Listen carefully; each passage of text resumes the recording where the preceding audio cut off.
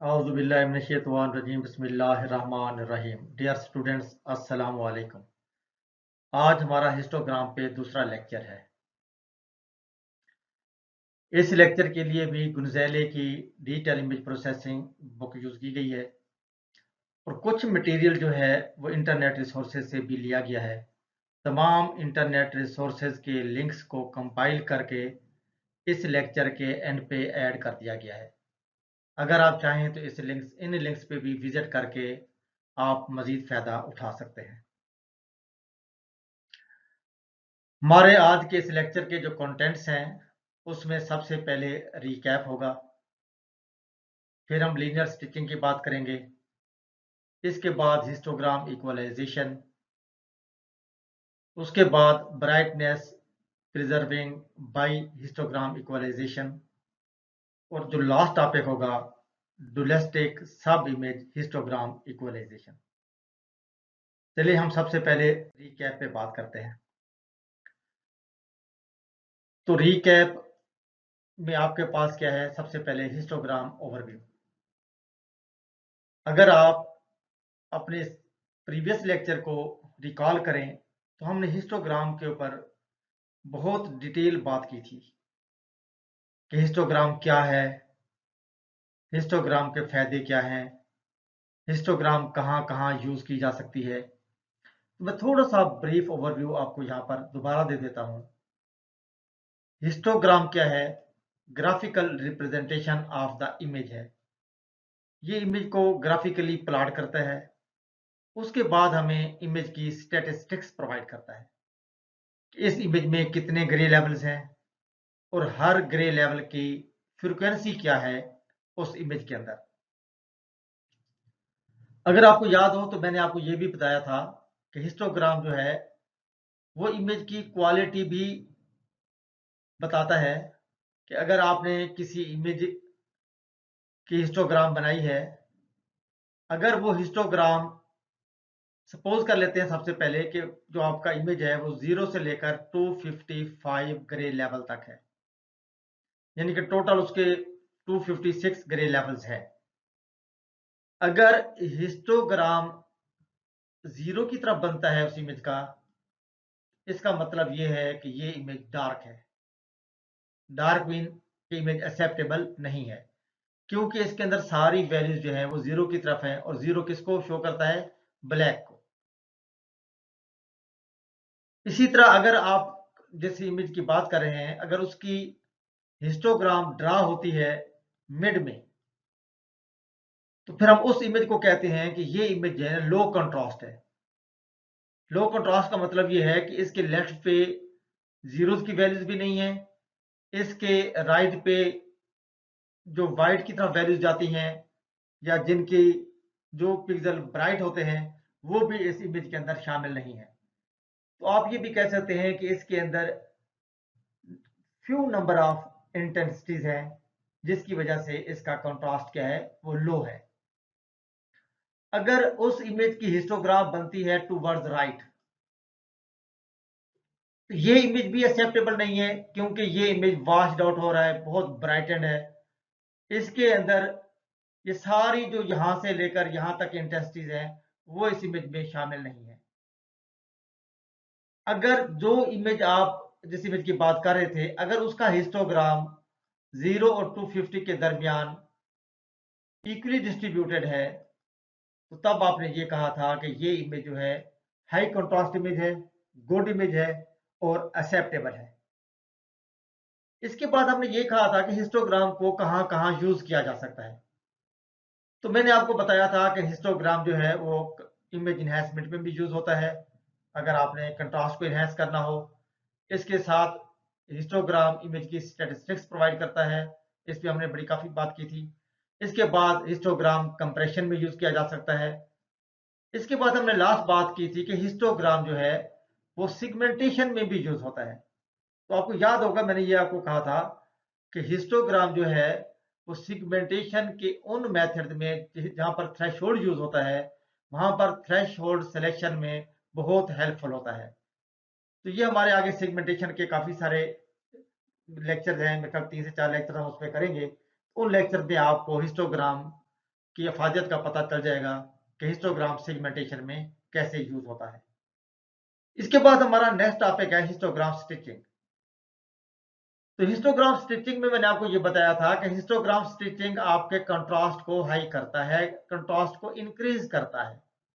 यानी कि अगर आपके पास कोई इमेज है और उस इमेज वो इमेज अगर आपका यहाँ पर ड्रा हो रहा है, इसका मतलब है ये इमेज डार्क है, 0 की तरफ है।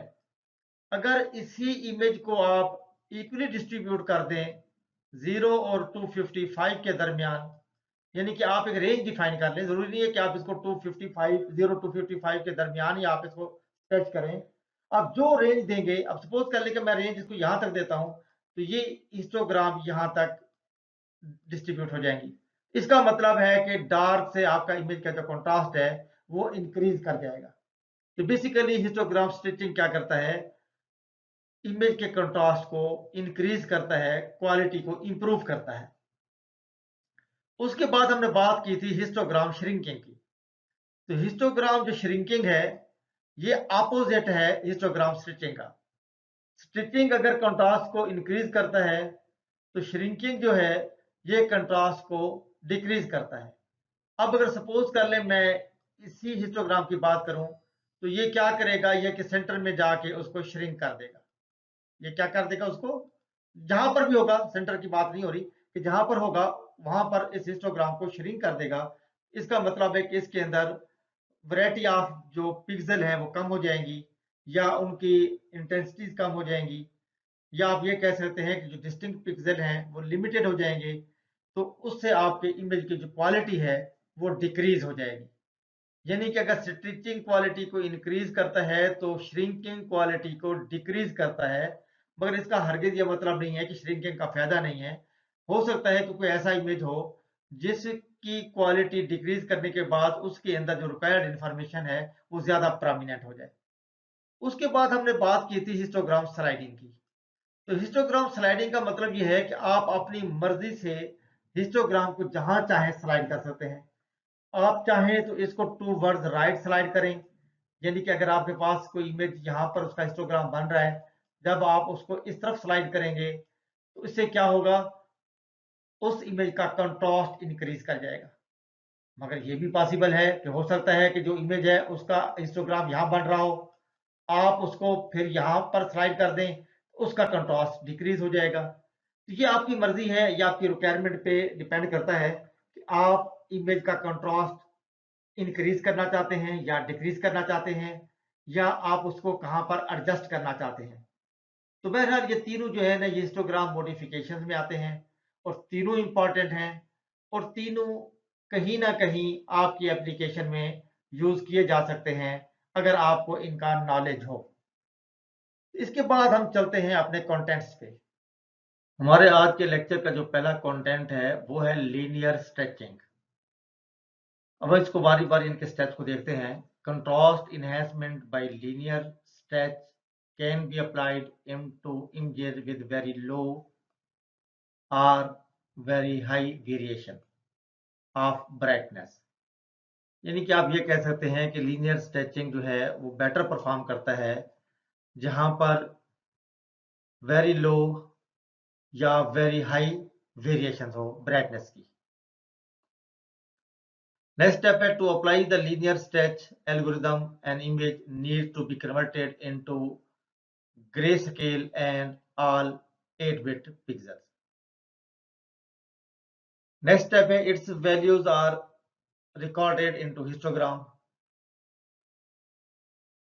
Next, contrast stitching, also called normalization, attempts to improve an image by stretching the range of intensity values. जो आप रेंज देते हैं उसी के अंदर ये क्या करता है, इमेज को स्ट्रेच कर देता है, जैसे इमेज आपका क्या हो जाता है, इंप्रूव हो जाता है। It contains to make full use of possible values. Unlike histogram equalization, contrast stitching is restricted to a linear mapping of input to output values. Linear stitching का जो next step है वो है here we don't alter the basic shape. कहने का मतलब है कि यहाँ पर जो हिस्टोग्राम है उसकी शेप में कोई खास फर्क नहीं पड़ता, उसी तरह की बार्स होती हैं, मगर ये डिफरेंट लोकेशन पे डिस्ट्रीब्यूट हो जाती है। नेक्स्ट स्टेप है we use basic equation of a straight line having a slope. ये जो नीचे इक्वेशन दी गई है ये बेसिकली स्लोप की इक्वेशन है।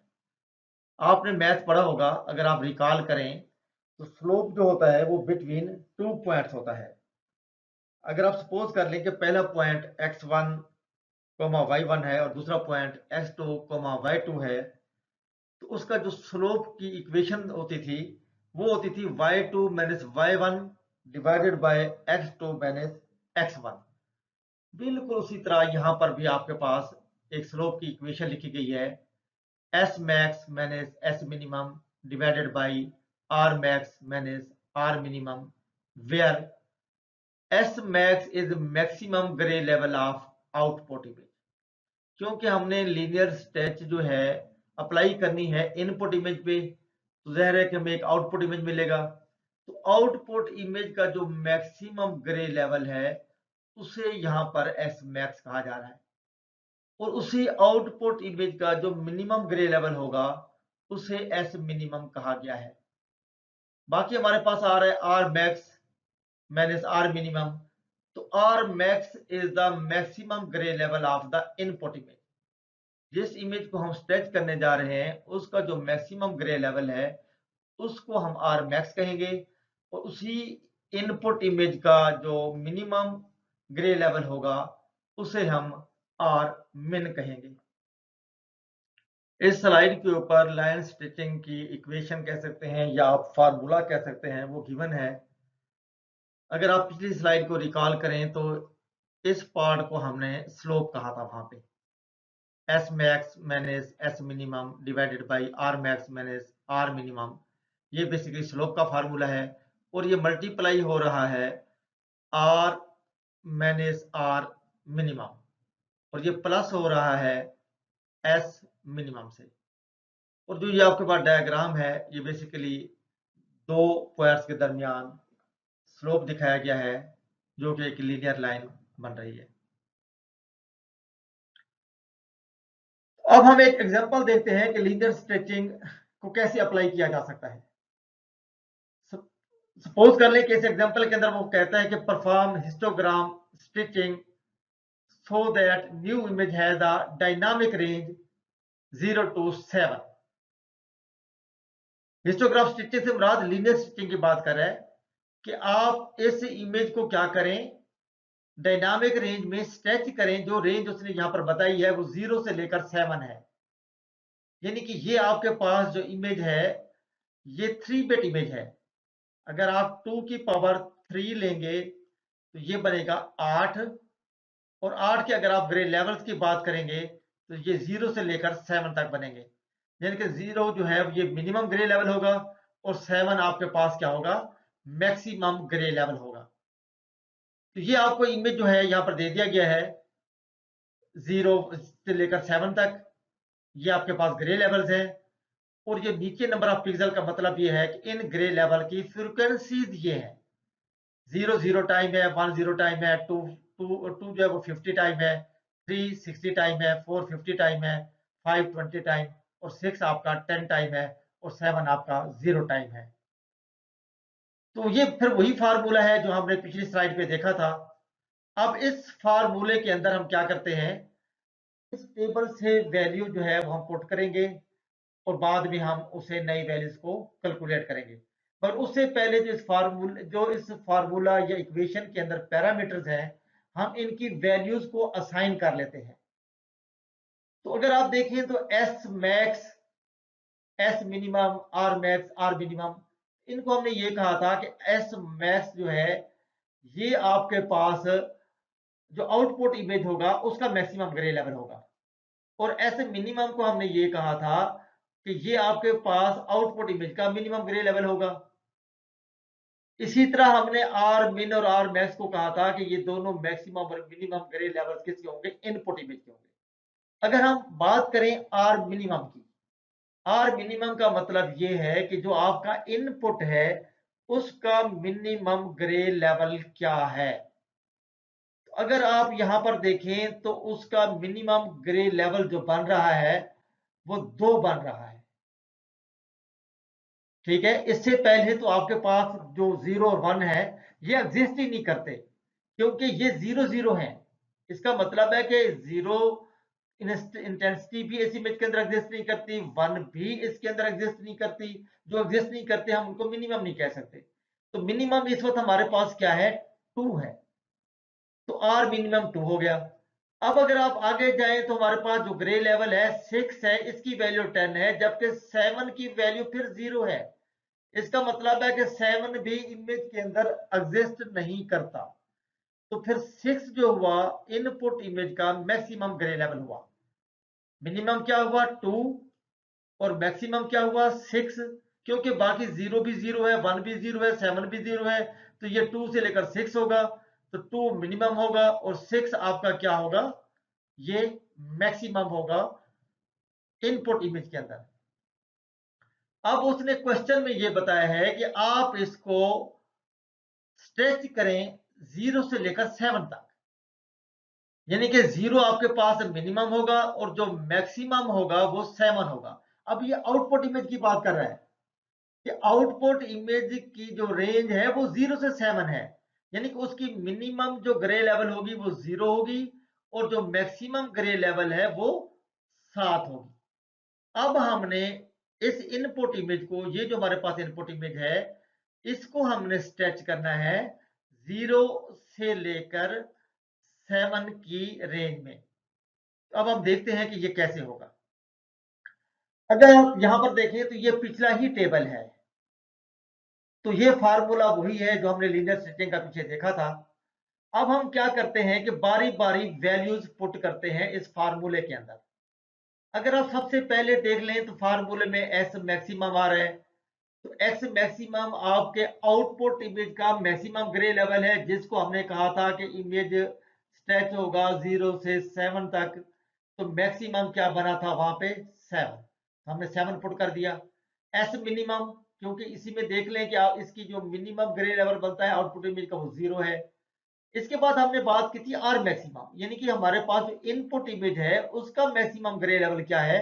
तो वो आपको यहाँ पर भी मैं बता देता हूँ कि यहाँ पर हमारे पास जो पिक्सल एक्सेस कर रहे हैं वो 2 से लेकर 6 तक है, इसलिए 2 मिनिमम है इनपुट इमेज का और 6 जो है वो मैक्सिमम ग्रे लेवल है इनपुट इमेज का। इसलिए हमने R max minus R minimum में पुट कर दिया 6 और 2। इसके बाद हमारे पास है आर। अब आर हमारे पास क्या है, वो रेंज है इनपुट इमेज की, जहां से हमारी इंटेंसिटी स्टार्ट हो रही है, जो एग्जिस्ट करती हैं 2 से लेकर 6। इसलिए हम क्या करेंगे, बारी बारी आर की वैल्यूज को 2 से लेकर 6 तक पुट करते जाएंगे और रिजल्ट लेते जाएंगे। ये हम आगे नेक्स्ट स्टेप में देखते हैं। इसके अंदर बाद में मिनिमम हो रहा है, सॉरी माइनस हो रहा है आर मिनिमम। तो आर मिनिमम आपको पता है कि वो 2 है, तो यहां पर भी हमने 2 कर दिया। अब हमारे पास यहाँ पर जो वैल्यू आ रही है 2 3 4 5 6, ये बेसिकली वो आर की रेंज है जहां से हमने वैल्यूज को पुट करना है। चलिए हम सबसे पहली वैल्यू पुट करते हैं 2। 2 से 6 में अगर हम पहली वैल्यू पुट करेंगे तो 2 आएगा। जब हमने 2 यहाँ पर पुट किया तो आपके पास जो पिक्सल मिला या रिजल्ट मिला या ग्रे लेवल मिला वो 0 है। जब हमने 2 से 6 तक जाना है तो 2 के बाद 3 आएगा। जब हमने आर की वैल्यू 3 पुट की, यहां पर देख लें बाकी वैल्यू तो सेम रहेगी। जब हमने 3 को पुट किया तो हमारे पास 1.75 आया। जब हमने 4 वैल्यू पुट की तो हमारे पास, यहां पर हमने देखा ये 4 वैल्यू पुट की है तो हमारे पास क्या आया 3.5। जब हमने आर की वैल्यू 5 पुट की तो हमारे पास यहाँ 5 पुट करने के बाद हमारे पास जो वैल्यू हासिल हुई वो 5.25 है। उसके बाद हमारे पास लास्ट वैल्यू बनती है 6। जब हमने 6 वैल्यू यहाँ पुट की और इस इक्वेशन को सॉल्व किया तो हमारे पास जो रिजल्ट आया वो 7 था। यानी कि यहाँ पर हमने 0 1.75 3.5 5.25 और 7 ये वैल्यूज हमें आफ्टर कैलकुलेशन मिली हैं। अब इन वैल्यूज को हम क्या करेंगे, राउंड ऑफ करेंगे। तो 0 का 0 आ जाएगा, 1.75 क्योंकि 1.5 से बड़ा है तो ये 2 हो जाएगा, 3.5 4 हो जाएगा, 5.25 इसको हम 5 लिख देंगे और 7 का 7 आ जाएगा। इसका मतलब ये हुआ कि इस फार्मूला में वैल्यूज पुट करने के बाद हमें जो नई वैल्यूज मिली है, जो नए ग्रे लेवल्स मिले हैं, वो 0, 2, 4, 5 और 7 है। तो अब हम देखते हैं कि इन वैल्यूज को कैसे हम मैप करके इनकी नंबर ऑफ पिक्सल को हासिल कर सकते हैं। अब इस स्लाइड के ऊपर जो हमारे पास आउटपुट इमेज आया है, उसकी नंबर ऑफ फ्रिक्वेंसीज कह लें या पिक्सल कह लें, उन्हें हम फाइंड आउट करेंगे ओरिजिनल इमेज के जरिए। अगर आप ये देखें तो ये हमारे पास जो आउटपुट इमेज है उसके ग्रे लेवल्स हैं 0, 2, 4, 5, 7। ये अगर आप पिछली स्लाइड पर रिकॉल करें तो यही हमने निकाले थे। और ये जो आपके पास टेबल है, इसमें जो पहले आपके पास 2 रोज हैं, ये आपके पास जो पुराना या ओल्ड कह सकते हैं इनपुट इमेज था या ओरिजिनल इमेज था, ये उसकी वैल्यूज हैं। 0 से लेकर 7 तक ग्रे लेवल दिखाए गए हैं और उन ग्रे लेवल्स की फ्रीक्वेंसी इन ओल्ड पिक्सल में दिखाई गई है। हम क्या करेंगे कि इसी टेबल के ग्रे लेवल 0, 1, 2, 3, 4, 5, 6, 7 तो वही यूज करेंगे, मगर न्यू पिक्सल को हम फाइंड आउट करेंगे कि ये न्यू पिक्सल हमने कैसे लिए हैं या कैसे हमने इनको फाइंड आउट किया है। अब अगर आप थोड़ी देर के लिए देखें तो हमारे पास जो पहला ग्रे लेवल है आउटपुट इमेज का वो 0 है। वो क्या है? 0।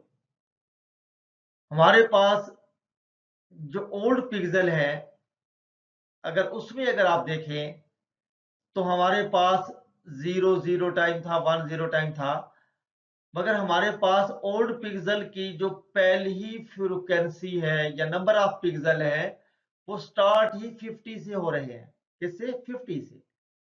इसका मतलब ये हुआ कि हमारा जो पहला ग्रे लेवल है आउटपुट इमेज का, जिसे हमने 0 कहा है, उसके नंबर ऑफ पिक्सल क्या होंगे? 50। इसलिए हमने इन 50 को यहां लिख दिया 0 के नीचे। अब अगर आप देखें हमारे पास दूसरा जो ग्रे लेवल है आउटपुट इमेज का वो 2 है और यहां से 50 से आगे जो नेक्स्ट वैल्यू आ रही है वो 60 है। तो बेसिकली हमारे पास जो 60 होगा वो 2 का नंबर ऑफ पिक्सल बनेगा, यानी कि 2 ग्रे लेवल की जो फ्रीक्वेंसी बनेगी वो 60 बनेगी। इसलिए हमने 2 के नीचे 60 लिख दिया। अब अगर आप आउटपुट इमेज के अंदर देखें तो हमारे पास नेक्स्ट ग्रे लेवल 4 है और यहां पर अगर आप देखें तो हमारे पास 60 के बाद जो नेक्स्ट फ्रीक्वेंसी आ रही है वो 50 है। बेसिकली 50 जो फ्रीक्वेंसी है वो इस 4 की होनी चाहिए, मगर वो ऑलरेडी 4 के नीचे लिखी हुई है, तो हमने इसको रेप्लिकेट कर दिया न्यू पिक्सल के अंदर 50। यानी कि ये जो हमारे पास 50 है वो 4 का फ्रीक्वेंसी बन गया, यानी कि नंबर ऑफ पिक्सल बन गया, आप ये भी कह सकते हैं। अब अगर आप देखिए तो हमारे पास नेक्स्ट आउटपुट इमेज का जो ग्रे लेवल है वो 5 है और यहां पर 50 के बाद हमारे पास नेक्स्ट जो फ्रीक्वेंसी है वो 20 है। तो ये 20 बेसिकली 5 की नंबर ऑफ पिक्सल या फ्रीक्वेंसी होनी चाहिए। इसलिए हमने क्या किया, इसी 20 को न्यू पिक्सल के अंदर लिख दिया दोबारा। अब अगर आप देखें आउटपुट के अंदर तो हमारे पास आउटपुट इमेज का जो लास्ट ग्रे लेवल है वो 7 है, मगर यहाँ 20 के बाद जो नया ग्रे न्यू फ्रीक्वेंसी बनती है या नेक्स्ट फ्रीक्वेंसी बनती है वो 10 है। तो बेसिकली 10 जो है फ्रीक्वेंसी या नंबर ऑफ पिक्सल वो किसके होने चाहिए? 7 के। इसलिए हमने इन 10 नंबर ऑफ पिक्सल को या फ्रीक्वेंसी को लिख दिया टेबल के अंदर 7 के नीचे। अब आप देख लें कि हमारे पास 0 के अगेंस्ट यहां पर क्या आ गया? 50। 2 के अगेंस्ट क्या आ गया? 60। 4 के अगेंस्ट हमारे पास क्या आ गया? 50। और 5 के अगेंस्ट हमारे पास क्या आ गया? 20। और 7 के अगेंस्ट हमारे पास क्या आ गया? 10। और बाकी हमारे पास ये 0 है, यानी कि 1 की जो फ्रीक्वेंसी है वो 0 है। अगर आप देखिए तो हमारे आउटपुट इमेज में 1 एग्जिस्ट ही नहीं करता, इसलिए 1 की फ्रीक्वेंसी क्या हो जाएगी 0। अगर आप देखिए तो 3 के नीचे भी यहाँ पर 0 आ रहा है न्यू पिक्सल में। न्यू पिक्सल में अगर हम फ्रीक्वेंसी देखें तो 3 के नीचे भी क्या आ रहा है 0। अगर आप आउटपुट इमेज के अंदर जाके देखें तो यहाँ पर 3 एग्जिस्ट ही नहीं करता। जब 3 एग्जिस्ट नहीं करता तो उसकी फ्रीक्वेंसी कहाँ से एग्जिस्ट करेगी। इसलिए हमने उसको कह दिया कि 3 एग्जिस्ट करता है 0 टाइम, मीन एग्जिस्ट ही नहीं करता।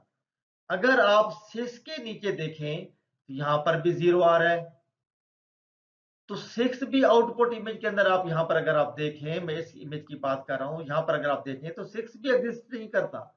इसलिए 6 भी 0 टाइम है, यानी कि इसकी नंबर ऑफ पिक्सल या फ्रीक्वेंसी नहीं होगी। 0 का मतलब है कि 6 एग्जिस्ट ही नहीं करता। 3 का 0 होने का मतलब ये है कि 3 भी एग्जिस्ट नहीं करता। 1 के 0 होने का मतलब ये है कि 1 भी एग्जिस्ट नहीं करता। अब आप देख लें कि हमने जो आउटपुट के ग्रे लेवल्स थे उनके नंबर ऑफ पिक्सल को फाइंड आउट करके यहाँ नीचे लिख दिया है इस रो के अंदर। अब अगर आप ये देखें तो ये आपके पास ओरिजिनल इमेज की हिस्टोग्राम है। किसकी है? ओरिजिनल इमेज की, यानी ओल्ड पिक्सल के साथ ये हिस्टोग्राम बनता है, जो कि ये आपको यहाँ नजर आ रहा है। जबकि आपके पास न्यू पिक्सल के साथ हिस्टोग्राम बन रहा है वो ये है, यानी कि ये आपके ये वाला जो है ये ओरिजिनल इमेज का हिस्टोग्राम है, और ये जो है ये आपके आउटपुट या फाइनल जो इमेज हमने आफ्टर स्ट्रेचिंग लिया है उसका हिस्टोग्राम है, यानी कि ये आउटपुट इमेज का है और ये आपके पास ओरिजिनल इमेज का है। तो ये आप देख लें कि आपके पास जो इमेज है ये लीनियरली स्ट्रेच हो रहा है मिनिमम रेंज से लेकर मैक्सिमम रेंज जो कि 7 है। इसीलिए आप कह सकते हैं कि इस इमेज का जो आउटपुट इमेज है आफ्टर स्ट्रेचिंग आपको बेटर कंट्रास्ट देगा। हमारे आज के लेक्चर का जो नेक्स्ट टॉपिक है वो हिस्टोग्राम इक्वलाइजेशन है। चलिए इसको हम देखते हैं। फर्स्ट पॉइंट है कि linear stretching is a good technique but not perfect since the shape remain same. जिस तरह मैंने आपको प्रीवियस स्लाइड पे दिखाया था, ओरिजिनल और जो आपके पास आउटपुट इमेज आया था, सिर्फ उसकी बार जो है वो शिफ्ट हो रही थी या उनकी लोकेशन चेंज हो रही थी, मगर ओवरऑल शेप दोनों की सेम थी। नेक्स्ट पॉइंट है कि most of the time we need a flat histogram. कहने का मतलब ये है कि अगर हमारे पास एक इमेज है, पहला तो क्राइटेरिया ये है कि वो 0 से लेकर जो मैक्सिमम ग्रे लेवल है उसमें इक्वली डिस्ट्रीब्यूट होना चाहिए। दूसरा क्राइटेरिया ये है कि ये जो बार्स होती हैं ये डिपेंड करती हैं फ्रीक्वेंसी के ऊपर या नंबर ऑफ पिक्सल के ऊपर। इसलिए कोई बार बड़ी होती है, कोई बार छोटी होती है।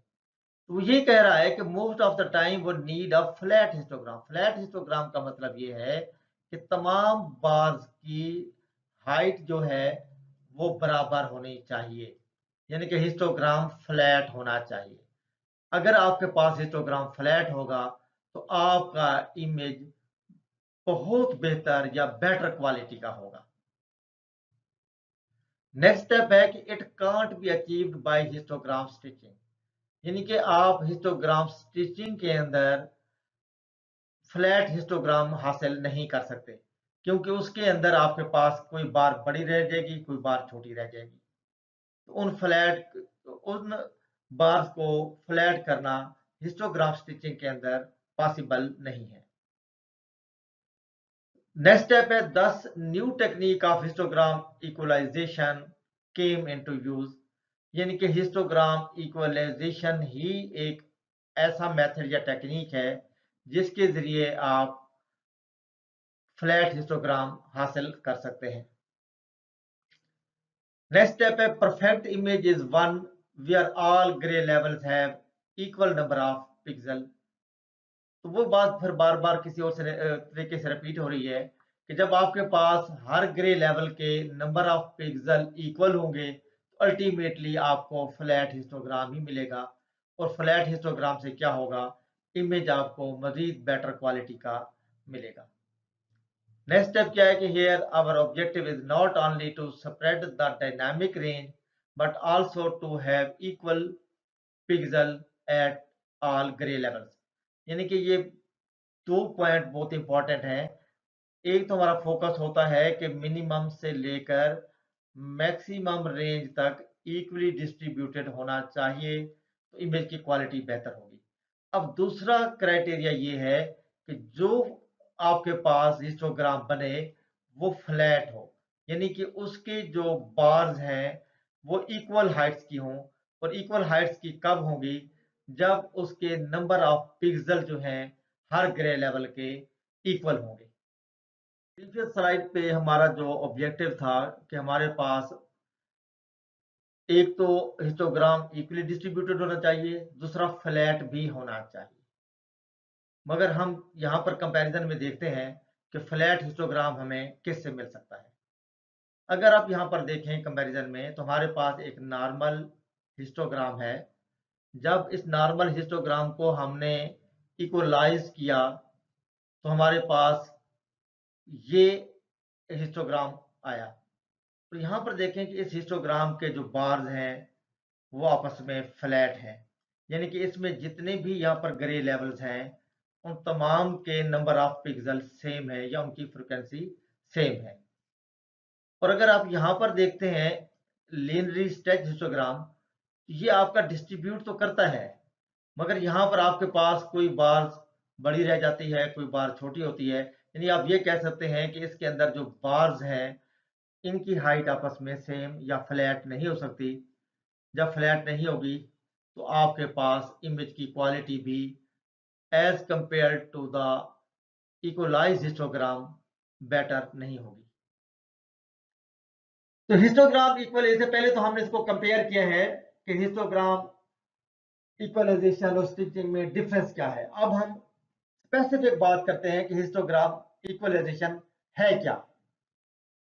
तो histogram equalization assigns the intensity values of pixel in the input image such that the output image contains uniform distribution of intensities। वो मैंने आपको पहले ही बता दिया है कि ये क्या करता है कि तमाम जो ग्रे लेवल्स होते हैं उनको इक्वली डिस्ट्रीब्यूट कर देता है मिनिमम और मैक्सिमम के दरमियान, यूनिफॉर्म डिस्ट्रीब्यूशन होती है। नेक्स्ट स्टेप इसका क्या है कि it improves contrast and obtain a uniform histogram. This technique can be used on whole image और just on a part of an image. अगर आप समझते हैं कि एक इमेज है उसका कुछ पोर्शन जो है वो एक्सेप्टेबल नहीं है, तो आप सिर्फ उस पार्ट के ऊपर भी हिस्टोग्राम इक्वलाइजेशन को अप्लाई कर सकते हैं। आगे हमारे पास हिस्टोग्राम इक्वलाइजेशन के दो स्पेशल हमने फॉर्म पढ़नी है, उसमें आपको ये मजीद क्लियर हो जाएगा। Histogram equalization is best method for image enhancement. It provides better quality of image without loss of any information। आपको याद होगा जब हम फिल्टर की बात कर रहे थे तो हम वहां पर बार बार ये बात कर रहे थे कि अरिथमेटिक मीन फिल्टर इंफॉर्मेशन को लॉस्ट करता है, इमेज ब्लर हो जाता है। फिर हमने वहां पर ये बात की कि ज्योमेट्रिक मीन रिफाइंड फिल्टर है वो कम इंफॉर्मेशन को लॉस्ट करता है। मगर हिस्टोग्राम के अंदर ये खूबी है कि ये without any loss of information जो है वो इमेज को इनहेंस करता है या कंट्रास्ट को इंक्रीज करता है। Histogram equalization is a technique where the histogram of the resultant image is as flat as possible।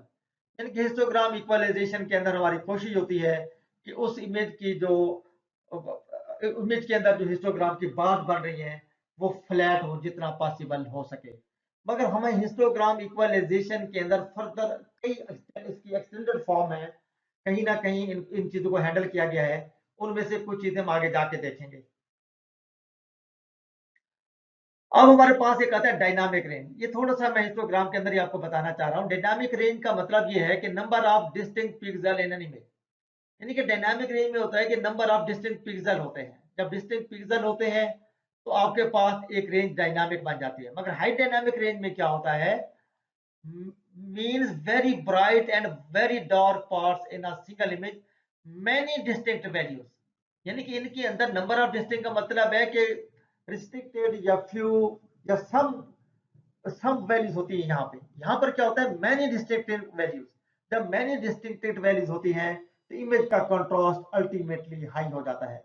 यहाँ पर आपके पास जो इमेज है इसके अंदर जो डिस्टिंक्ट वैल्यूज है वो कम है, इसलिए इसका कंट्रास्ट थोड़ा कम है। इसमें थोड़ा सा डिस्टिंक्ट वैल्यूज ज्यादा है तो इसका कंट्रास्ट बेटर है, जो कि आपको हिस्टोग्राम से भी नजर आ रहा है। मगर यहाँ पर आपके पास मैनी डिस्टिंक्ट वैल्यूज हैं, इसलिए इसका कंट्रास्ट इन दोनों से बेहतर है। और ये जो हिस्टोग्राम है तो ये 0 और 255 यानी कि मिनिमम और मैक्सिमम के दरमियान ऑलमोस्ट इक्वली डिस्ट्रीब्यूटेड है।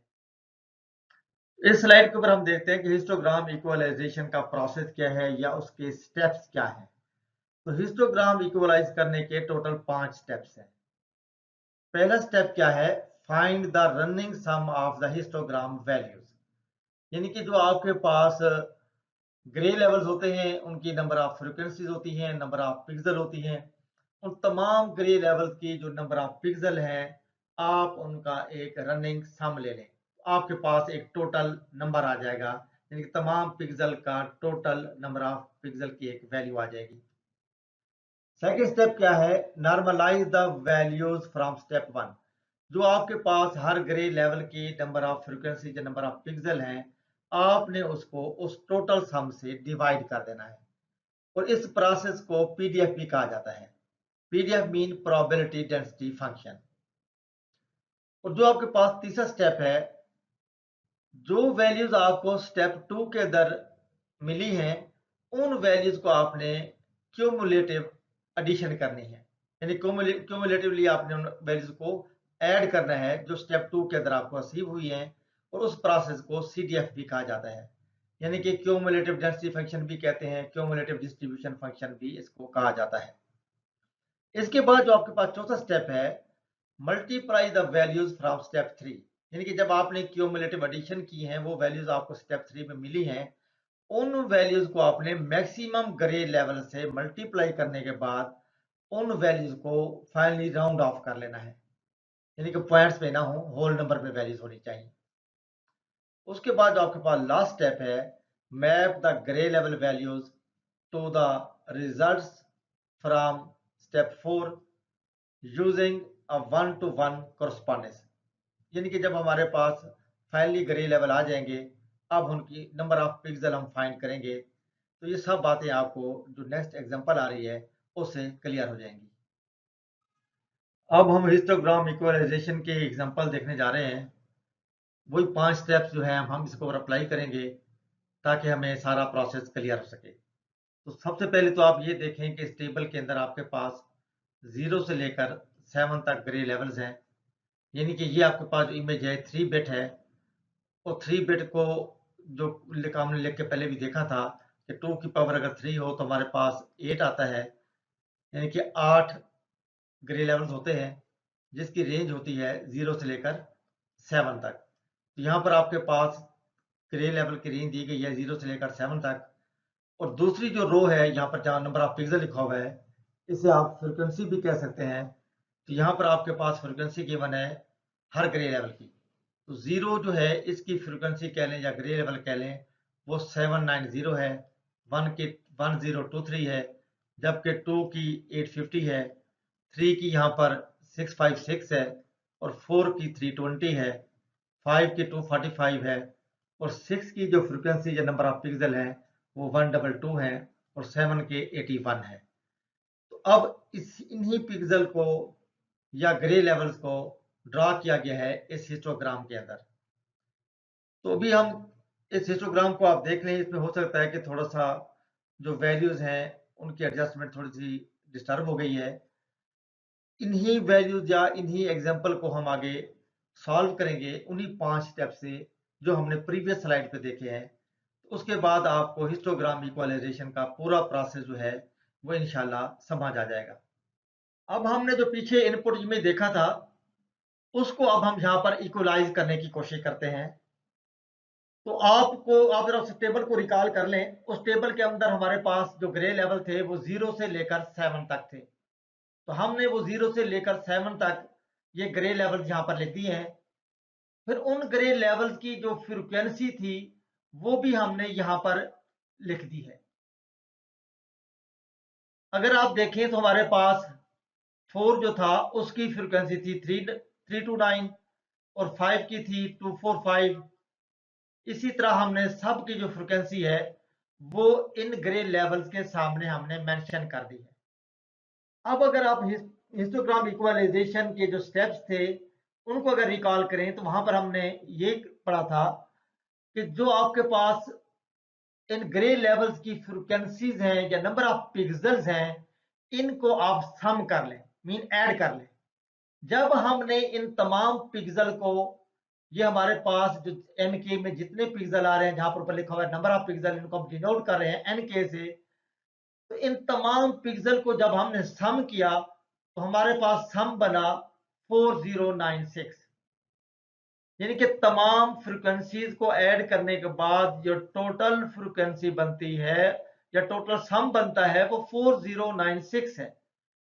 अब अगर आप दूसरे स्टेप को रिकॉल करें तो उसने यही कहा था कि जो आपके पास सम आए उसको आप जितनी फ्रिक्वेंसीज हैं उन सम से डिवाइड करें।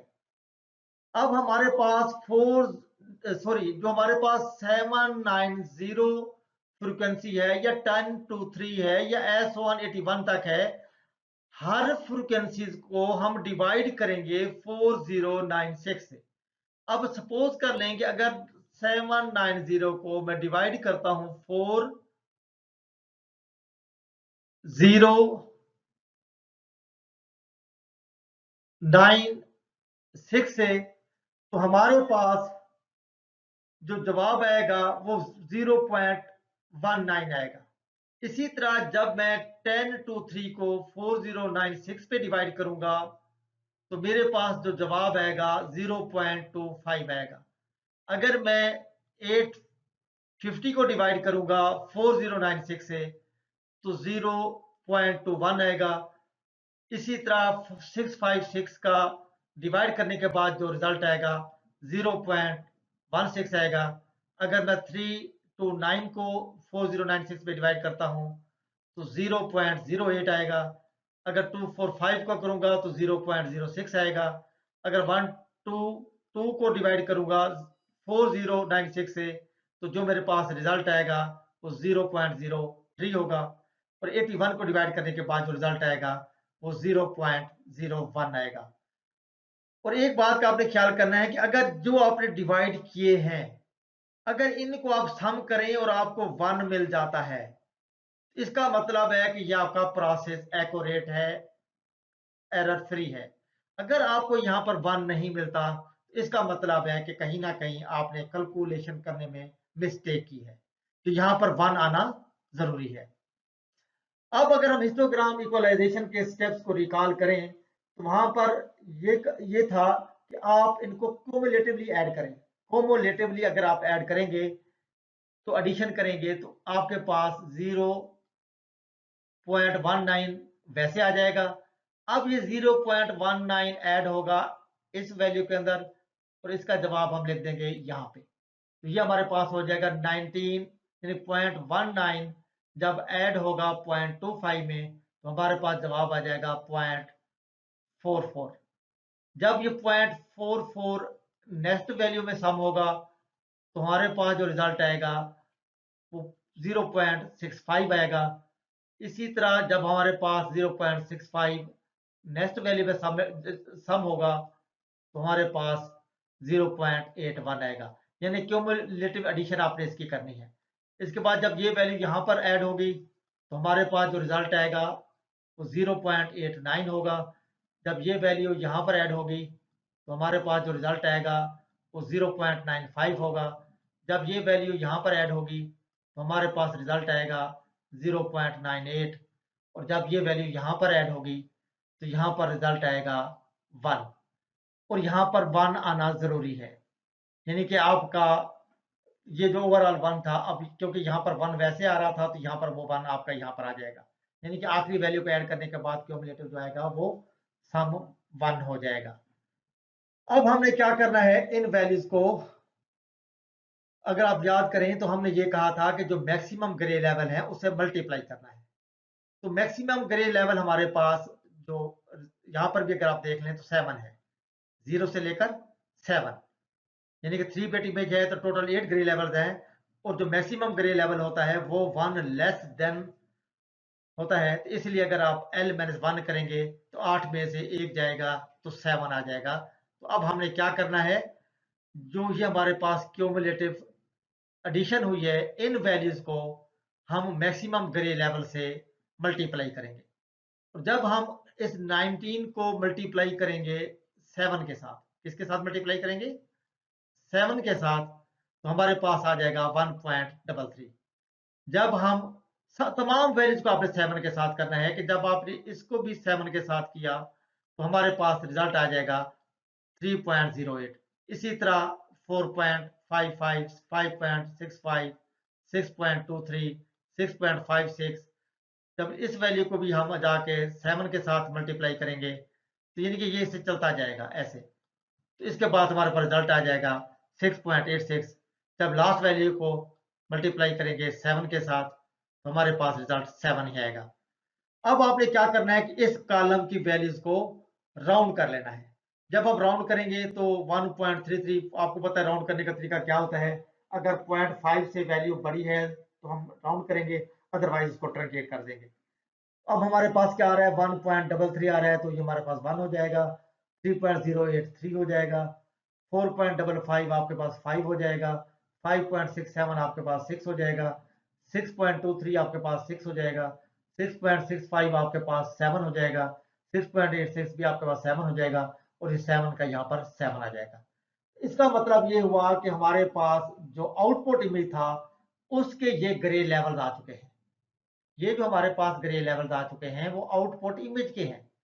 अब हम इसको मैप करेंगे, यानी कि इनकी जो नंबर ऑफ पिक्सल है वो फाइंड करेंगे। इसको मैप करेंगे, हमारा जो इनपुट इमेज था वहां से हम क्या हासिल करेंगे, इन ग्रे लेवल्स की नंबर ऑफ पिक्सल या फ्रिक्वेंसी हासिल करेंगे। अब बात को जरा दोबारा समझिएगा, हमारे पास जो ग्रे लेवल्स आए हैं इस इमेज के वो है 1, 3, 5, 6, 7। 1, 3, 5, 6 और 7। अब ये जो ग्रे लेवल्स हैं हमें इनकी नंबर ऑफ फ्रिक्वेंसीज भी चाहिए। तो वो नंबर ऑफ फ्रिक्वेंसीज हम कहां से लेंगे, इनपुट इमेज से लेंगे। अब वो कैसे लेनी है मैं आपको समझाता हूं। अब अगर आप यहां पर देखें तो हमारे पास, अगर हमारे पास इमेज ग्रे लेवल जो हमारे पास आउटपुट इमेज है वो 0 से 7 तक हमने उसको रेंज दी थी, तो हमारे पास इस आउटपुट इमेज के अंदर जीरो ग्रे लेवल नहीं है। अगर आप यहां पर देखें तो जीरो ग्रे लेवल नहीं है, इसलिए हमने जीरो ग्रे लेवल को कह दिया कि इसकी जीरो फ्रिक्वेंसी है, यानी कि इसका कोई पिक्सल नहीं है। अगर आप इसी के अंदर देखें तो दो भी नहीं आ रहा, यहां पर देखें आपके पास दो ग्रे लेवल नहीं है आउटपुट इमेज के अंदर, तो हमने दो को भी यहां पर कह दिया। अगर आप यहां पर देखें तो हमने दो को भी यहां पर जीरो कह दिया। हाँ, वन यहां पर था, तो वन के अगेंस्ट आप यहां पर देखें, जो हमारे पास ओरिजिनल या इनपुट इमेज था, यहां तक इनपुट इमेज है। अगर आप यहां पर इसके नंबर ऑफ पिक्सल की बात करें, तो यहां से हमने नंबर ऑफ पिक्सल लेने हैं, तो वन के अगेंस्ट यहां पर 790 है, इसलिए वन के अगेंस्ट हमने 790 ही लिखा है। जबकि दो यहां पर एग्जिस्ट नहीं करता तो दो को हमने जीरो कर दिया। अब आप देखिए यहां पर 3 है, तो 3 के अगेंस्ट अगर आप इनपुट इमेज के ग्रे लेवल देखें तो 1023 है, तो हमने 3 को 1023 लिख दिया। अब नेक्स्ट वैल्यू हमारे पास 4 होनी चाहिए थी, ग्रे लेवल 4, जबकि 4 यहां पर एग्जिस्ट नहीं करता, इसलिए हमने 4 को कह दिया 0, यानी कि 4 ग्रे लेवल नहीं है, तो उसकी फ्रिक्वेंसी या नंबर ऑफ पिक्सल क्या होंगे, 0 होंगे, तो इसलिए हमने 4 के अगेंस्ट 0 लिख दिया। अब आगे अगर देखें तो आपके पास 5 आ रहा है। अब अगर 5 के सामने देखें इनपुट इमेज के नंबर ऑफ पिक्सल में तो 850 है, तो हमने यहां पर 850 लिख दिया। अब अगर 6 देखें तो 6 के अगेंस्ट यहां पर क्या आ रहा है, 656, मगर 6 टू टाइम आ रहा है। आप अगर आउटपुट इमेज के अंदर देखें तो 6 ग्रे लेवल दो दफा आ रहा है। एक 6 के सामने आ रहा है 656 ये वाला, और दूसरे 6 के सामने आ रहा है 329। अब इसका मतलब यह है कि 656 और 329 आपस में प्लस हो जाएंगे। जब प्लस होंगे तो हमारे पास आएगा 985, इसलिए 6 की नंबर ऑफ पिक्सल या फ्रिक्वेंसी बनेगी वो 985 बनेगी। उसके बाद हमारे पास 7 आता है। अगर आप 7 के अगेंस्ट देखें इनपुट इमेज में तो 245 है, 7 फिर बाद दोबारा रिपीट हो रहा है, इसके अगेंस्ट आपको 122 मिल रहा है, यहाँ पे देख लें आप, यहाँ पर आपको 245 मिला था, और इस जो लास्ट 7 है इसके अगेंस्ट आपको मिल रहा है यहाँ पर 81। अगर आप 7 ने तो एक दफा आना है, मगर ये 7 रिपीट 3 टाइम हो रहा है, इसलिए हम इन तीनों फ्रीक्वेंसीज को सम करेंगे, 245, 122 और 81 को, तो ये हमारे पास आ जाएगा 448, 448। तो ये हमारे पास 7 की नंबर ऑफ पिक्सल या फ्रीक्वेंसी हो जाएगी। मगर जब इनको भी आप सम अप करेंगे तो ये भी आपके पास क्या होगा, 4096 ही होगा। तो यह आपने देख लिया कि आपके पास जो इमेज है इक्वलाइज होने के बाद वो इन ग्रे लेवल और फ्रीक्वेंसी के साथ आपको मिलेगा। अब हमने क्या किया है कि जो हमारे पास आउटपुट इमेज बना है उसका टेबल बना दिया। यहाँ पर हमने उसका क्या बना दिया, टेबल। इसलिए देख लें कि 0 वहां पर एग्जिस्ट नहीं करता, 0 टाइम आ रहा है, 1 एग्जिस्ट करता था, 790 टाइम आ रहा है, 2 वहां एग्जिस्ट नहीं करता था तो वो 0 टाइम आ रहा है, 3 एग्जिस्ट करता था, 10 to 3 टाइम आ रहा है, 4 वहां एग्जिस्ट नहीं करता था तो 0 टाइम है, 5 एग्जिस्ट करता था, 850 है, और 6 वहां 2 टाइम था, उनको जमा करके हमने क्या लिया था, 985, और 7 वहां पर 3 टाइम था, जिनको सम अप करके हमने लिया था 448। अब अगर आप देखें तो हमारे पास जो ये आउटपुट इमेज आया है उसका जो हिस्टोग्राम है जो कि इक्वलाइज्ड है। अगर आप इसके ओरिजिनल जो इनपुट इमेज था उसके हिस्टोग्राम को अगर आप रिकॉल करें तो वो किस तरफ बन रहा था, वो लेफ्ट की तरफ था, जबकि ये 0 और मैक्सिमम के दरमियान यानी 0 और 7 के दरमियान क्या है, इक्वली डिस्ट्रीब्यूट हो रहा है 0 से लेकर 7 तक। इसलिए ये आपका इमेज क्या होगा, इनहेंस होगा या हाई कंट्रास्ट इमेज होगा। अब अगर आप इसको इमेज के जरिए देखें तो ये आपके पास ओरिजिनल इनपुट इमेज है जिसका कंट्रास्ट लो है और उसकी ये हिस्टोग्राम बन रही है। जब आप इस इमेज को इक्वलाइज करेंगे और उसके बाद अगर आप देखेंगे तो इसका कंट्रास्ट देखिए हाई हो चुका है, ये इमेज बेटर क्वालिटी का है, और इसका हिस्टोग्राम क्या होगा, इक्वली डिस्ट्रीब्यूटेड होगा उस रेंज के अंदर जिस रेंज पे इमेज एग्जिस्ट करता है। हिस्टोग्राम इक्वलाइजेशन के बाद हमारे पास जो नेक्स्ट टॉपिक है वो है brightness preserving by histogram equalisation. ये हिस्टोग्राम इक्वलाइजेशन की एक्सटेंडेड फॉर्म है। Partition histogram into two sub-histogram and equalize them independently। इसमें उसका कहने का मतलब यह है कि ये हिस्टोग्राम के दो हिस्से करता है, फिर हर हिस्टोग्राम को सेपरेटली या इंडिपेंडेंटली इक्वलाइज करता है। अगर आप नाम से देखें तो बाई है, बाई मीन दो, और इसमें ये दो क्यों करता है, ताकि ब्राइटनेस को प्रिजर्व किया जा सके। ये मैं आपको थोड़ा आगे जाके बताता हूं कि इसका मतलब क्या है। सेकंड स्टेप क्या है, propose to minimise mean intensity change. तीसरा स्टेप क्या है, ultimately goal is to preserve brightness and enhance contrast. तो लास्ट स्टेप क्या है, image parameter such as mean, grey scale, level use for partitioning.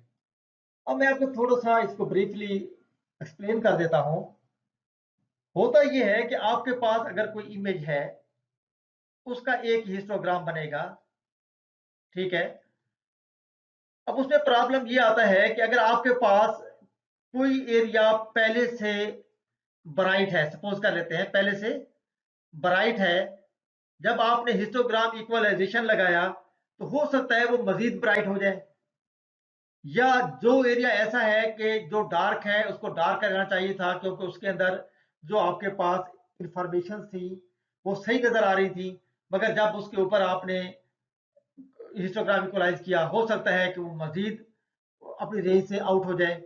इसलिए वो ये कहता है कि डिवाइड एंड कंकर, यानी कि आप क्या करें, उस इमेज को दो हिस्सों में डिवाइड कर लें। जब दो हिस्सों में डिवाइड करेंगे तो एक इमेज सब इमेज जो है वो अलहदा से इक्वलाइज हो जाएगा, दूसरा सब इमेज अलहदा से इक्वलाइज हो जाएगा। अब दोनों की जो हिस्टोग्राम है वो भी अलहदा अलहदा बनेंगी। अब वो जो इमेज डिवाइड होगा वो किस क्राइटेरिया पे डिवाइड होगा, वो ये कहता है कि आप जो इनपुट इमेज है उसका मीन लेके मीन की बेस पे उसके दो सब इमेज बना लें। अब ये करता क्या है, इसके अंदर मेन जो आपको एडवांटेज नजर आता है वो ये है कि जब ये एक इनपुट इमेज को दो सब इमेज में डिवाइड करके दो सब हिस्टोग्राम बना के हर हिस्टोग्राम को इंडिपेंडेंटली इक्वलाइज करता है, वो जो अलग-अलग सब इमेजेस होते हैं वो क्या करते हैं, वो इनहेंस हो जाते हैं जब अब दोनों सब इमेजेस को S1 और प्लस S2 कर दें, तो आपके पास जो फाइनल इमेज बनता है S कह लें, तो वो क्या होता है, वो मजीद इनहेंस होता है, उसका कंट्रास्ट प्रिजर्व कर जाता है, यानी कि उसका कंट्रास्ट खराब नहीं होता, आप ये कह सकते हैं। और ओवरऑल जो आपका इमेज है वो बेटर क्वालिटी का हो जाता है।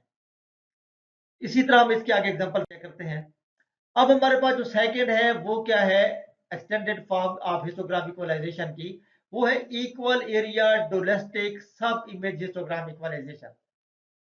अब इसके स्टेप्स भी उसी तरह हैं जिस तरह आपने पिछली बाई हिस्टोग्राम की बात की थी, मगर यहां पर जो है ये डिवाइड करता है इमेज को मीडियन की बेस पे।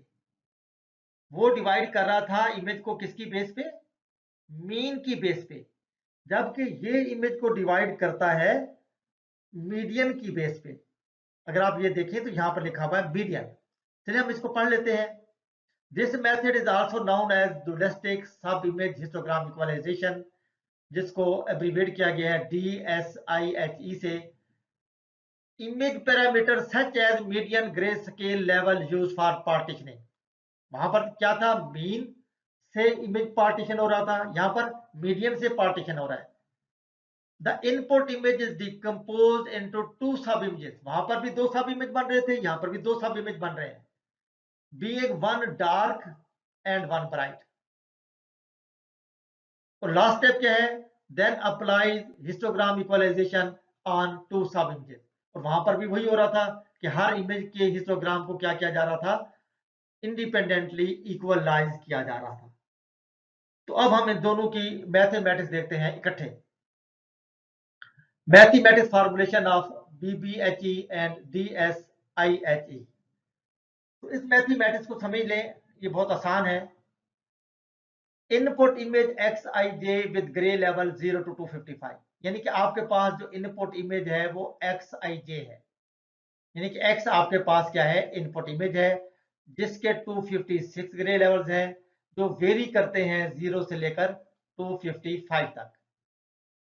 इसका स्टेप क्या है जी, पहला, image XIJ is segmented by a section with grey levels of XM, यानी कि XM से आपने इमेज को डिवाइड करना है दो सब इमेजेस में, या पार्टीशन करना है, यानी कि BBH अप्लाई करते हुए भी या DSIHE अप्लाई करते हुए आपने क्या करना है, इमेज को डिवाइड करना है दो सब इमेजेस में, मगर BBHE के लिए आपने मीन यूज करना है।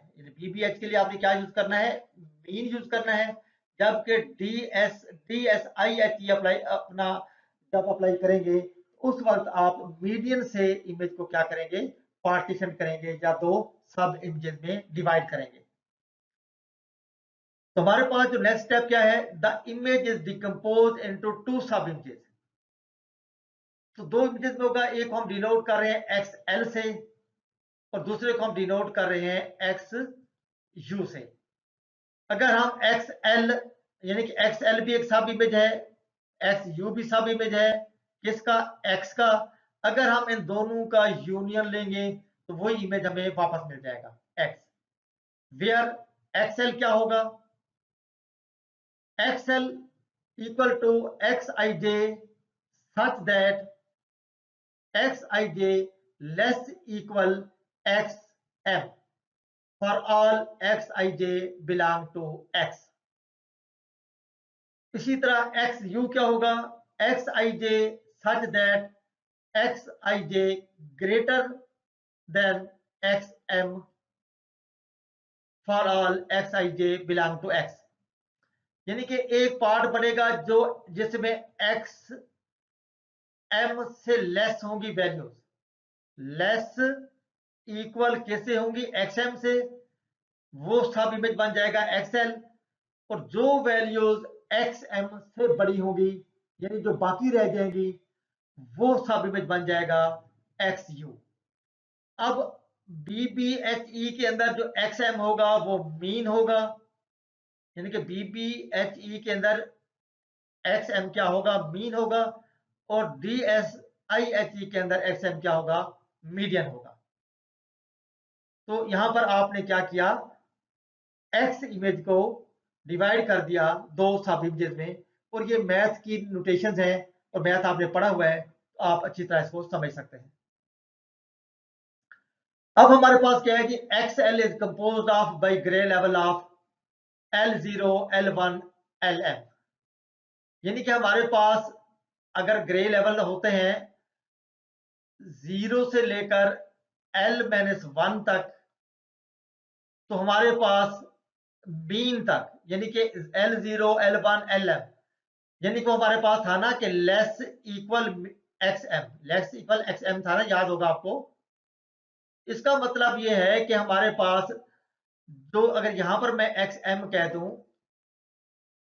तो हमारे पास 0 से लेकर, सॉरी यहां पर अगर X मीन है तो हम इसको L से रीड आउट कर रहे हैं, तो हमारे पास 0 से लेकर LM तक जो है ये X लेवल के ग्रे लेवल्स होंगे, XL के, यानी कि हमारे पास जो लोअर इमेज है या पहला सब इमेज है उसके ग्रे लेवल्स होंगे। और XU क्या होगा, LM+1, यानी कि अगर XM या LM तक अगर आपके पास XL के ग्रे लेवल थे, तो XM+1 से आगे L-1 तक जो ग्रे लेवल्स होंगे वो XU के होंगे, इसीलिए हमने यहां पर लिख दिया LM+1, LM+2, L-1। इसके बाद नेक्स्ट स्टेप क्या है, respective probability density function of the sub images. अब हमने क्या करना है, इसका पीडीएफ निकालना है। पीडीएफ, तो पीडीएफ कैसे निकलता है कि आप n के l को डिवाइड कर दें nl पे, यानी कि आपके पास जो टोटल नंबर ऑफ पिक्सेल्स आएंगे उस सब इमेज के हर वैल्यू को आप डिवाइड कर दें उस टोटल पे, जिस तरह हमने हिस्टोग्राम। अब आप सब ये समझ लें, आगे हम दो इमेजेस को दो सब इमेजेस को हम इक्वलाइज करने जा रहे हैं इंडिपेंडेंटली। एक हमारे पास सब इमेज जो है वो हमारे पास क्या है, XL, और एक हमारे पास XU है। तो बेसिकली अब हम जो L है वो एक सब इमेज को डिनोट कर रहा है या रिप्रेजेंट कर रहा है, और U जो है वो दूसरे सब इमेज को रिप्रेजेंट कर रहा है। तो अब हमारे पास बेसिकली हिस्टोग्राम इक्वलाइजेशन का प्रोसेस शुरू हो गया है, और जो हिस्टोग्राम इक्वलाइजेशन अभी मैंने प्रीवियस स्लाइड्स में आपको कराया है, बेसिकली वही पूरा प्रोसेस यहाँ पर रिपीट हो रहा है। वहां पर आपको याद होगा आपने 4096 से डिवाइड किया था, तो बेसिकली वही काम यहाँ पर हो रहा है। आपने जो पहला सब इमेज है उसका जो टोटल नंबर ऑफ फ्रीक्वेंसीज पे हर फ्रीक्वेंसी को डिवाइड कर देंगे। यहां पर इसलिए लिखा होगा फॉर के वेरी करे 0, 1 to m, क्योंकि इसकी हर ग्रे लेवल की जो नंबर ऑफ पिक्सल या फ्रीक्वेंसीज हैं वो डिनोट हो रही है। इसी तरह हमारे पास जो दूसरा सब इमेज है उसको भी हमने डिवाइड करना है उसके टोटल नंबर ऑफ फ्रीक्वेंसीज या पिक्सल से, n के u divided by nu for k vary m+1, m+2 up to l-1। इस स्लाइड के ऊपर लिखा है कि वी आर n के l एंड n के u are the numbers of x के। ये जो पीडीएफ हमने पीछे देखा है ये उसी का आगे थोड़ा सा डिटेल बता रहा है कि हमने क्या किया, एनएल कैसे कैलकुलेट किया। एनएल बेसिकली उस सब इमेज का जो है टोटल नंबर ऑफ फ्रीक्वेंसीज है और वो सम करने से आता है। तो NL is equal to summation के वेरी करे 0 से लेकर n तक एंड एन के एल, यानी कि एन के एल वो जितने नंबर्स हैं उनको आपने सम किया तो आपके पास एन एल के अंदर उस सब इमेज की टोटल फ्रीक्वेंसी आ गई या टोटल नंबर ऑफ पिक्सल आ गए। इसी तरह आपके पास जो एन यू है ये दूसरे सब इमेज का total number of pixel calculate कर रहा है, किस फार्मूले से, इज इक्वल टू समेशन के very m+1 to l-1 n k of u। यानी कि जो इसके नंबर्स हैं उन तमाम को सम किया नंबर ऑफ पिक्सल को, तो आपके पास NU क्या आ गया, टोटल नंबर ऑफ पिक्सल या टोटल नंबर ऑफ फ्रीक्वेंसी, जो कि दूसरे सब इमेज की है। और प्रीवियस स्लाइड के ऊपर जब हमने पीडीएफ की बात की, पीडीएफ हमने कैलकुलेट किया, तो हम इन्हीं NL से उन नंबर्स को डिवाइड किया था और NU से डिवाइड किया था। जो हमारे पास नेक्स्ट स्टेप है, the respective cumulative density function for XL and XUR।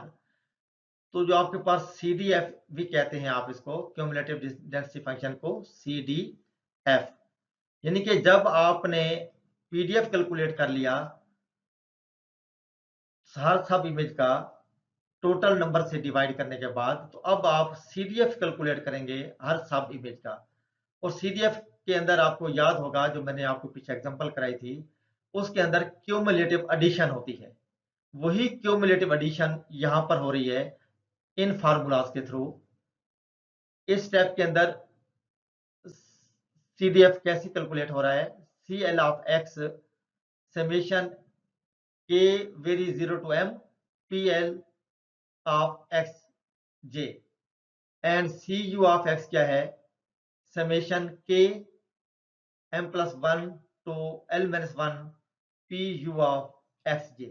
तो बेसिकली आपको याद होगा कि हमने जब हिस्टोग्राम इक्वेलेशन की थी, वहां पर भी हमने CDF ही कैलकुलेट किया था, क्यूमुलेटिव एडिशन की थी हमने। तो ये बेसिकली CL ऑफ X क्या है, फर्स्ट सब इमेज का क्यूमुलेटिव एडिशन हो रहा है, और यहाँ पर जो आपके पास CU है, ये आपके पास सेकंड सब इमेज की क्यूमुलेटिव एडिशन हो रही है। तो नेक्स्ट स्टेप हमारे पास क्या है, transformation function defined for exploiting the cumulative density function.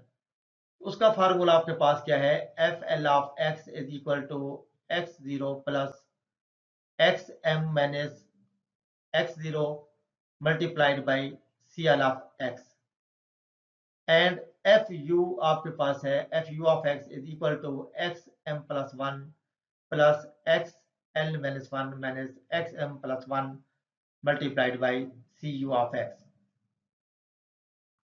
ये जो नेक्स्ट स्टेप है, ये है based on these transform function the decomposed सब इमेजेस आर इक्वलाइज्ड इंडिपेंडेंटली। इस पॉइंट का मतलब ये है कि जो दो सब इमेजेस आपने पार्टीशन किए थे, वो अब इंडिपेंडेंटली इक्वलाइज्ड हो चुके हैं बाय यूजिंग हिस्टोग्राम इक्वलाइजेशन, या जिसको हम कह रहे थे PDF एंड CDF। अब उसके बाद जब इंडिपेंडेंट इक्वलाइज हो गए हैं, तो अब इन दो सब इक्वलाइज इंडिपेंडेंट इमेज को हमने क्या करना है, कंबाइन करना है। The composition of resulting equalised sub images constitutes the output of BBHE or DSIHES। यानी कि जो हमारे पास इक्वलाइज्ड सब इमेजेस है, FL of XL, FU of XU, इनको जब हम यूनियन करेंगे तो हमारे पास फाइनल इक्वलाइज्ड आउटपुट इमेज आ जाएगा। वो कहते हैं कि where FL of XL is equal FL of XIJ such that for all XIJ belong to XL। तो ये जो आपके पास XL सब इमेज था, FL XL जो है उसी का इक्वलाइज्ड सब इमेज है। और जबकि यहां पर वो कह रहे हैं कि FU ऑफ XU क्या है, equal FU of XIJ for all XIJ belong to XU। यानी कि XU जो हमारे पास पार्टीशन सब इमेज था, F ऑफ U XU क्या है, उसका इक्वलाइज्ड सब इमेज है। यानी कि XL से जो इक्वलाइज्ड इमेज आया है वो FL XL है, और XU सब इमेज से जो इक्वलाइज्ड इमेज आया है वो FU ऑफ XU है। इन्हीं दो इमेजेस को, FL और FU को, हमने यहाँ पर क्या किया है, यूनियन किया है। और यूनियन करने के बाद हमें, या कंबाइन किया है, तो हमें फाइनल आउटपुट इमेज आया है y, जो कि अब इक्वलाइज्ड हो चुका है। इस स्लाइड पे हम BBHE का एल्गोरिथम देखते हैं, या आप ये भी कह सकते हैं कि general steps of BBHE algorithm.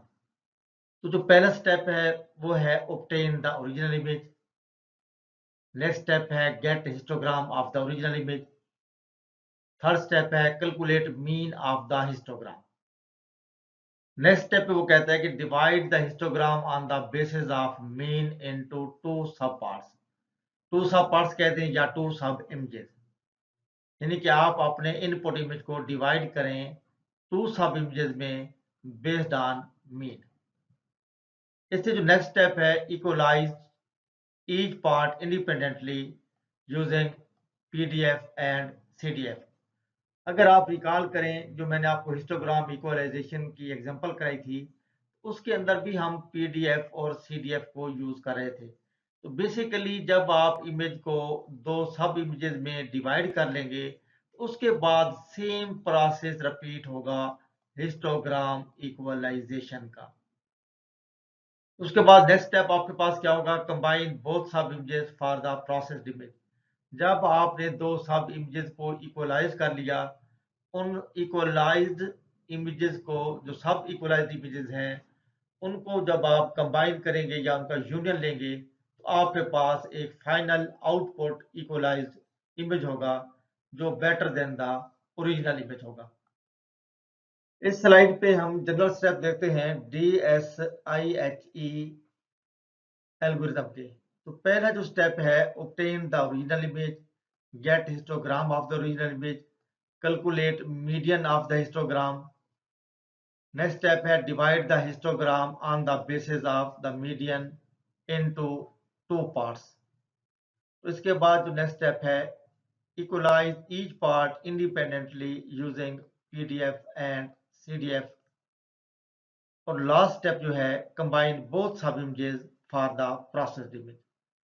अगर आप दोनों एल्गोरिथम का आपस में मुआवजा करें, यानी कि BBHE के एल्गोरिथम का और DSIHE के एल्गोरिथम का, इसमें जो मेजर या मेन डिफरेंस है वो मीन और मीडियन का है।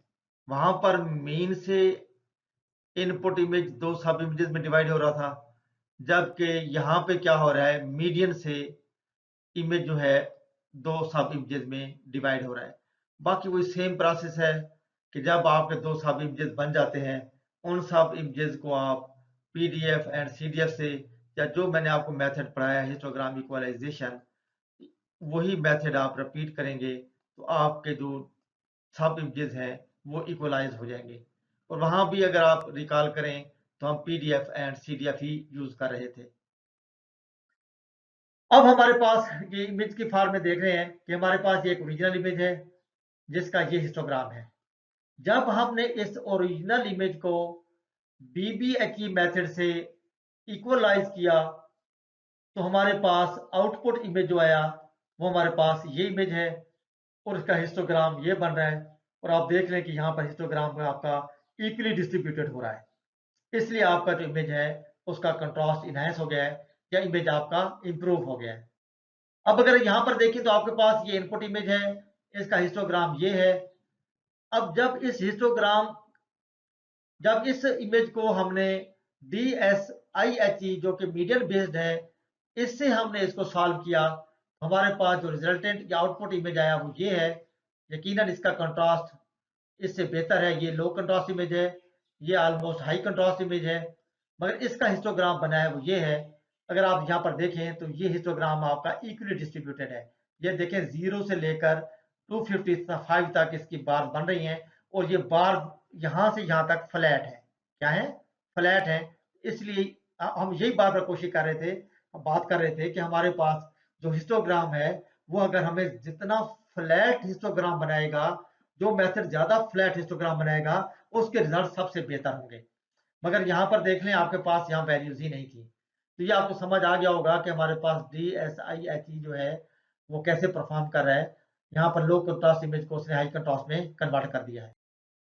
इसके बाद हमारे पास ये लेक्चर यहाँ खत्म होता है, हम इसकी समरी देखते हैं। हमने बात की लीनियर स्टिचिंग पे, हमने काफ़ी डिटेल एग्जांपल देखी है इसकी, हिस्टोग्राम इक्वलाइजेशन की एग्जांपल हमने सॉल्व की है। फिर हमने brightness preserving by histogram equalization, dualistic पे काफ़ी टाइम लगाया है। मैंने काफ़ी कोशिश की है कि आपको ये दोनों समझ आ जाए। मैं उम्मीद भी करता हूँ आपको ये चीज़ें समझ आ गई होंगी।